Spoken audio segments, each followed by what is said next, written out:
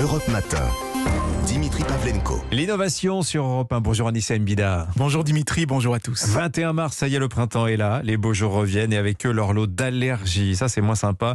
On a peut-être trouvé une solution pour ne plus avoir les yeux qui piquent ou qui grattent. Les premières lentilles de contact apaisantes. Et oui, ça fait longtemps qu'on se dit que les lentilles pourraient faire bien plus que simplement corriger notre vision. Eh bien, on vient d'avoir un exemple avec des lentilles conçues pour soigner les démangeaisons oculaires quand on a une allergie. En fait, le principe est assez simple.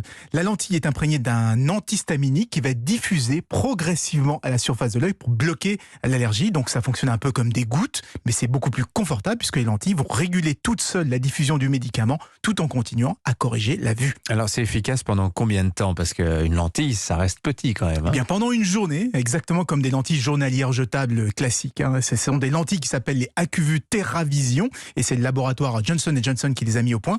Et ce sont, figurez-vous, les premières lentilles soignantes à recevoir l'aval des autorités sanitaires, c'est-à-dire qu'elles ont passé divers essais cliniques, que leur efficacité est avérée et que, a priori, il n'y a aucun danger à les utiliser. Alors si ce sont les premières, c'est-à-dire qu'il va y en avoir d'autres, qu'est-ce qu'on imagine pouvoir faire demain avec des lentilles, Anissa? Eh bien, le prochain défi, c'est d'y intégrer de l'électronique, mettre de l'électronique à l'intérieur, parce qu'on cherche évidemment à nous doter de super pouvoirs, voire à des kilomètres comme l'homme qui valait 3 milliards, avoir une sorte d'affichage tête haute pour remplacer l'écran de notre téléphone portable. Mieux, tout ce qu'on va croiser du regard pour être analysé, détaillé, décortiqué. Comme dans Terminator. Comme dans les films de science-fiction, exactement.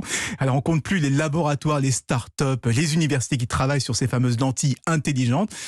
Mais il ne faut pas s'emballer parce que l'œil, ça reste un endroit extrêmement sensible, probablement le pire pour installer de l'électronique. Donc il va falloir encore relever pas mal de défis avant de se prendre pour Steve Austin, l'homme qui valait 3 milliards.